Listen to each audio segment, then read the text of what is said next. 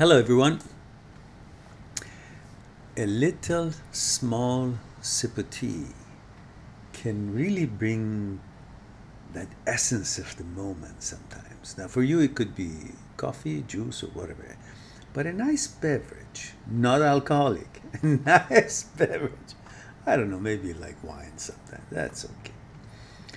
Um, Simple things, little things in life can bring comfort, security, happy feeling, positive feelings. And the same way, many things or some things in life can bring bother, discomfort, hurt. Tonight, let's see if we can make some sense out of hurt. What is it? And how does it form? How does it affect us? How does it come about? What is it that gets hurt? So for that, let's let's ponder a little bit together. These are based on some of the research that I've done from the scholars that have discussed these matters from 100 years ago, at least the ones that I know. And it's a fascinating subject and helps us to be enlightened a bit and at least be able to understand things that we never thought of or we never knew why, how, didn't have anything to go on or go by. So, what is hurt? What gets hurt? And where's the roots of it? You know, all through our lives, from childhood, we're kind of programmed to be this, be that, better than your brother or sister, or be better than this or that, better your classmates, compete and do this, learn this, and create this certain kind of a illusion that if you do this or if you're like this person or like that person or if you have this ability or that ability or if you develop this ability or that ability or you play this game well or do that thing well, you're clever as or creative as, then you will be this and you will be worthy, you will be worthwhile, you will be this and that, so forth. So somehow through our childhood they've been trying to give us or design for us or make us feel that we must have certain things attached to us to be whole or to be somebody or to know ourselves or define ourselves with certain things that we can do or we're able to do or we're clever about or things like that. So I guess we can sum it up and say we have created a certain image for ourselves. Image of a teacher, image of a scholar, image of an athlete, image of a wise person, image of a philosopher, image of a smart person, image of a calm person, image of a thoughtful person, image of a meditator, image of a monk, image of patience, image of whatever. We all have a certain image. We have created a certain image of ourselves. And because we have this certain image that we have made for ourselves, about ourselves, by ourselves, about ourselves, we see ourselves as a certain image, as a certain reflection, as a certain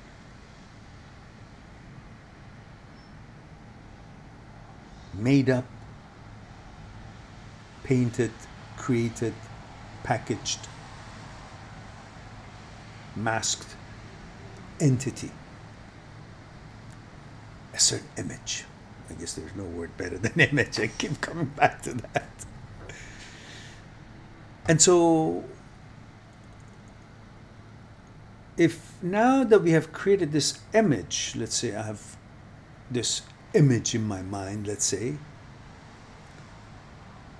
as a person who knows this and that or something, or thinks of himself as someone of more important than 10 years ago, or whatever I may think of myself. I'm not saying I do, I'm just saying if, or a person has created an image by himself, about himself, and if that image is something like whatever I just mentioned, scholar or wise person or, philosopher or wise man, whatever, and then somebody comes along and calls him an asshole, or an ass, or some some degrading word, obviously then we get hurt. Now, what got hurt? What is it that got hurt? Did I get hurt? What is I? Did I get hurt? No, I'm intact. Reality, nothing changed in me. Sometimes somebody says a word, or speaks to you disrespectfully, or gives you an attitude, or walks by you in a certain image of himself. He has given himself a certain image and is walking according to the image, illusion image that he has given himself or she has given herself, and walking by you, that image, which images are trying to say my image is better than your image, and the other one's trying to think my image is better than your image, or at least we've been taught to think that to be more worthwhile we got to create these abilities and therefore this image, and then our image should be compared to the other people on this earth's image, and my image is better than your image. So even passing by someone, and if someone is not passing by humbly and has a certain attitude to its own illusion of his made-up image, that could bother our image, or bother us, or offend us, because we may not be thinking that way. We may not be arrogant or attitude-ish or full of ourselves, and therefore that is our image, and we don't like to see someone who's having an aggressive image. We find it of no use because we feel secure. We don't need that kind of a extension of that kind of an image that some people may. So that could bother us, anger us, or disturb us. Or, as I said before, we have a certain image of ourselves, a wise man, scholar, philosopher, and somebody calls you or behaves with you disrespectfully, or uses not polite words, not proper behavior or interaction with you with words, and calls you maybe disrespectful name or something, ass or asshole or idiot or something that you find it totally contradictory to the image that you have of yourself, then that hurts you. Now the question is, what got hurt? What? Did you get hurt? Not really. In reality, nothing happened to me. Nothing could happen to me by a person walking by me, no matter what kind of a facial expression or attitude or whatever they're expressing or thinking of themselves. I didn't get hurt if somebody said something. Really, I, as a person, physically, didn't get hurt. Nothing changed. Somebody called me a name, asshole or idiot or loser or whatever. In reality, nothing in my life changed. Nothing altered by that word or that action or that behavior. Everything is the same. I'm as valuable as before. Nothing really has changed. And then, why do I feel hurt? Why am I bothered? What got hurt? The image. that image that you had made by yourself, for yourself, somehow got hurt. Because when you have an image of yourself, of any kind, somebody somehow will trample on it, will affect it, or attack it, or however, knowingly or unknowingly. They may not even have a clue that they're passing by you and they're offending you, because they may not even have what you think of an image that they may have for themselves, because you also think you have an image of yourself by yourself, and you also see other people which you think they have a certain image of themselves, that they've created a certain image of themselves. You think that they are having an image of themselves. But in reality, they may not have an image that you think they have. But anyhow, either way, something got hurt. But it's not really you as a reality, as an entity. It's really the image that you had made out of yourself got hurt, right? Think about it. So in a way, we really can't get hurt. We shouldn't be bothered. Let me get rid of this thing on the screen here. So in reality, nothing of us really altered, changed, or endangered, in reality, attacked, but our image, what we had made out of ourselves, what we had thought of ourselves, was affected. Our ego, our image. So in a way, we should always remember that what we think when we think we are hurt, we're not hurt. The image we've made out of ourselves seems to be affected. That image is being shaken in our mind because we have this clear image of ourselves. But really, nothing in reality has changed. There's the illusion that we have made for ourselves. That illusion is being interfered or affected. Let me just get this thing out of, so it won't make noise. I won't be distracted. So, now, can this, now that we understand really, we are not hurt when a word is thrown at us, we can relax about not getting so hot and bothered when we hear such words or such attitudes or behavior that we don't approve of, or it's contrary to the image we have of ourselves. So that's good. And we can not get hurt so easily because we know it's not us. It's the image. And the image is a reflection. It's like a reflection. Our reflection got hurt. But we didn't in reality. We are who we are. Always been, are, and will be.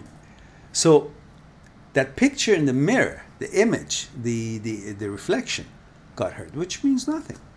So nothing really comes. So when next time somebody really says something obnoxious or stupid or not true of any kind, a comment or behavior, attitude, when you go to a store, when you pass by someone, when you're talking to someone, when you're dealing business, if you don't have an image of yourself, if you don't allow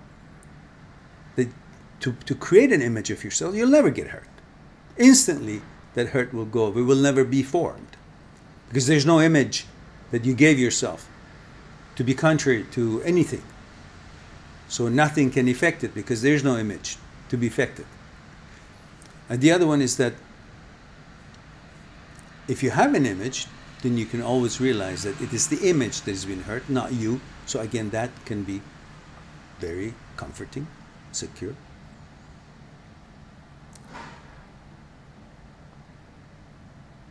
And at the same time, you can focus on the fact that when people are interacting with you, or you are being impressed or bothered or offended by somebody who says something, you may, because you have given them a certain image in your mind because of what they're wearing or where they're sitting or what they think they're doing or what you see them as doing, their role, maybe a uniform, maybe they're sitting on a desk doing something, or you have this image of whoever's sitting on a desk doing something must be important, so when they say something it could carry a weight or something. These are the images that you have given that person. So don't give any image to anybody. Instead of seeing them as a person sitting on a desk or of an important position, just think of them as what they are. Nothing. Nothing. Don't judge them because of the clothes they're wearing, the car they're driving, or the job that they have, or where they're sitting, or how their facial expression is. Just go in and see them as just a simple, needy person with the need to have an image. But what they're wearing, what they're sitting in, or what their position is does not represent any value to them more than what they are, which is just a human being who got to get up in the morning, go to the bathroom, eat something, and no matter how they look, whether they're a judge or a jury or a I don't know, a public servant or a driver or store clerk or I don't know, principal of a school, teacher, whoever they are. Their image that you give them makes them feel important in your mind. So don't give that image. Don't create an image for people based on where they're sitting, what they're sitting behind, what they're doing, or how they look, or what they're wearing, or whatever. Because that itself gives them certain value that they don't have. You gave it to them. So instead of really thinking of their image, that image is affecting your image, which it shouldn't, by knowing that it's the image of you that is being hurt, not you. But by actually thinking that their image is what is trying to affect you, and understanding that their image means nothing because you're giving that image, so take that image away from them and see them for what they are. And see them what they are is this human being, needy like anybody else, and so don't be impressed. So go in there and look at their energy, and then from their energy is what you can really sense who they are, what they are. And always energy, if it's worthy, it can impress you, but it will impress you in a very positive way. And if it doesn't impress you in a positive way, that means it's a low-end energy and it's not worth to ponder on anyhow. So, understand, what is hurt is not you, is an image. If you don't give yourself an image of certain kind, then you'll never be hurt. And perhaps that is what we all should do.